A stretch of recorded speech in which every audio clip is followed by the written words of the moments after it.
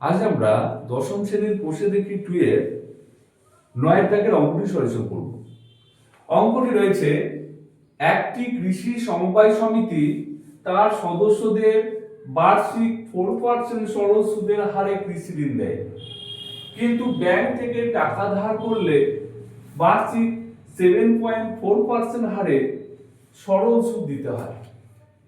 একজন কৃষক যদি ব্যাংক থেকে টাকা ধার না করে সমবায় সমিতির সদস্য হয়ে সমিতি থেকে 5,000 টাকা কৃষি ঋণ নেন, তবে তার বছরে সুদ বাবদ কত টাকা বাঁচবে হিসাব করে দেখি।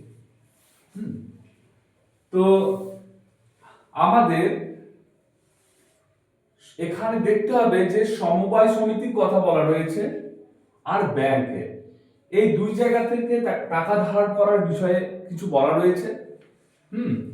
তো এখানে সমবায় সমিতির যে সুদের হার সেটা বলে দেওয়া রয়েছে 4%, আর ব্যাংকে যে সুদের হার সেটা বলে দেওয়া রয়েছে, এখানে সমবায় সমিতির সুদের হার 4% আর ব্যাংকের সরল সুদের হার, বার্ষিক সরল সুদের হার হচ্ছে 7.4%। তাহলে আমরা দেখতে পাচ্ছি ব্যাংকের সরল সুদের হারটা কিন্তু বেশি। তাহলে একজন ব্যক্তি, কৃষকই যদি ব্যাংক থেকে টাকাটা ধার করে, তাহলে তাকে বেশি টাকা সুদ, বছরের শেষে যে সুদ, সেই বেশি টাকা সুদ দিতে হবে। আবার এখানে যে 4% মানে কম এখানে সুদের হার, সুতরাং সেই ব্যক্তিটাই, সেই কৃষকটাই যদি সমবায় সমিতি থেকে টাকা ধার করে, তাহলে তার 4% হারে সুদ দিতে হচ্ছে, মানে তাকে সুদটা কম দিতে হবে। তো এখানে যে আসল টাকার পরিমাণ বলেছে সেটা কিন্তু একই, 5,000 টাকা সেই কৃষকটা ধার করেছে, কৃষি ঋণ নিয়েছে।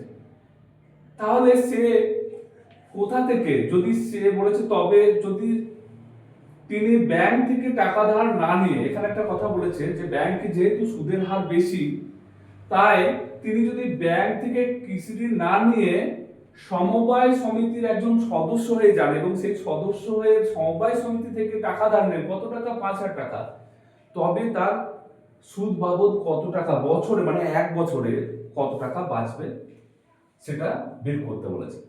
তাহলে দেখো আমাদের এখানে সমবায় সমিতি এবং ব্যাংক দুটো আলাদাভাবে ক্যালকুলেশন করে বের করার কোনো প্রয়োজন নেই, যেহেতু এখানে আসল টাকা দুটোর ক্ষেত্রে এক, সময় দুটোর ক্ষেত্রে এক, শুধুমাত্র বার্ষিক সরল সুদের পার্থক্য। সুতরাং আমরা যদি সেই বার্ষিক সরল সুদের হারের পার্থক্য কত সেটা বের করে নিই, তাহলে কিন্তু সেটা দিয়ে আমরা অঙ্কটা সলিউশন করতে পারবো। তো আমি সেরকম ভাবে অঙ্কটা সলিউশন করছি, দেখো। তাহলে আমরা এখানে যে আসল বলে দেওয়া রয়েছে সেটা আমরা লিখছি প্রথমত। তাহলে এখানে আসল সমান আসল পি সমান 5,000 টাকা, আসল পি সমান 5,000 টাকা। আর সময় এখানে বলে দেওয়া রয়েছে, যেটা বলে দেওয়া রয়েছে সেগুলো আগে লিখি। সময় এখানে তার বলেছে, তবে তার বছরে, মানে এখানে এক বছর, তাহলে সময় টি সমান 1 ইয়ার, এক বছর।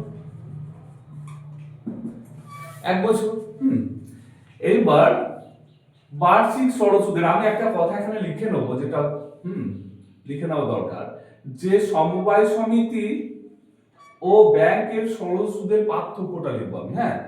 তাহলে লিখছি যে ব্যাংক ও সমবায় সমিতির,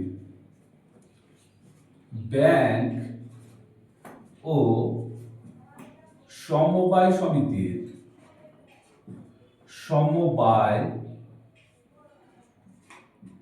সমবায়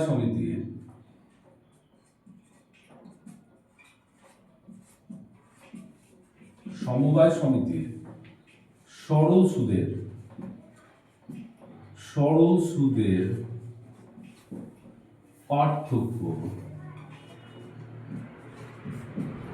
পার্থক্য সমান কত না, ব্যাংকের বেশি সেটা আগে লিখবো আমরা 7.4%, 7.4 মাইনাস ওখানে 4%, তাহলে 7.4 আর মাইনাস 4%, সমান আমরা বিয়োগটা করে নিচ্ছি 7.4 আর এখানে 4.0, তাই তো? তাহলে 4 পয়েন্ট এখানে 4 আর 3 এর 7 3.4%। তাহলে আমরা পার্থক্যটা পেয়ে গেলাম 3.4%। হ্যাঁ, তাহলে এইটা এই যে 3.4% এইটাই আমরা বার্ষিক সরল সুদের হার ধরে নেব। তাহলে এখানে এইটা আমাদের বার্ষিক সরল সুদের হার, সেটা ধরে নিয়ে আমাদের সুদটা নির্ণয় করলে অঙ্কটা সলিউশন হবে। হ্যাঁ, তাহলে আমরা এখানে এটা লিখতে পারি, অর্থাৎ বার্ষিক সরল সুদের হার একটা কথা লিখতে পারি, অর্থাৎ বার্ষিক, এখানে বার্ষিক সরল সুদের হার, সরল সুদের হার, সরল সুদের হার আর সমান এখানে এই 3.4%। হলো?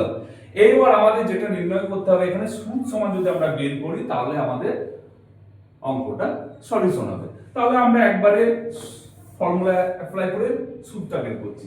তাহলে এখানে সুদ সমান, সুদ আই সমান P R T by P into R into T by 100 সমান, দেখো পি এর মান হচ্ছে এখানে 5000 টাকা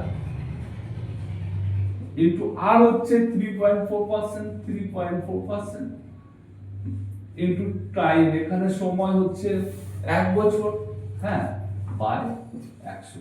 তাহলে এই 0 0 0 0 কেটে গেল। তাহলে এখানে 50 ইনটু 3.45 সঙ্গে গুণ করলে 3.4, তাহলে 3.4, তাহলে সমান আমরা গুণটা করে নেব। এখানে সাইডে গুণটা রয়েছে 3.4 আর 50, তাহলে 0 0 4 5 20, তাই তো? 4 5 20 আর 3 5 15 16 17 0 0 7 1 একটার কত আসবে? 170 সমান 170 টাকা। 170 টাকা। তাহলে আমরা এবার অ্যানসার লিখব যে কৃষকটি সমবায় সমিতি থেকে টাকা ধার নিলে তার সুদ বাবদ, এখানে 4% সমবায় সমিতি সুদের হার, সুতরাং এখানে সমবায় সমিতি থেকে ধার নিলে তার সুদ বাবদ টাকা বাঁচবে। তাহলে আমরা লিখব যে অতএব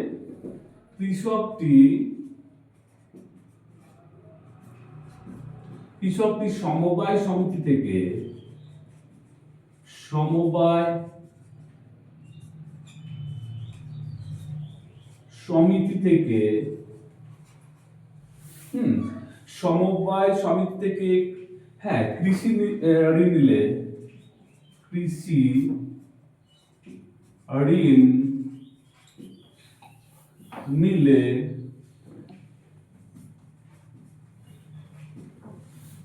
তার বছরে সুদ বাবদ 170 টাকা বাঁচবে।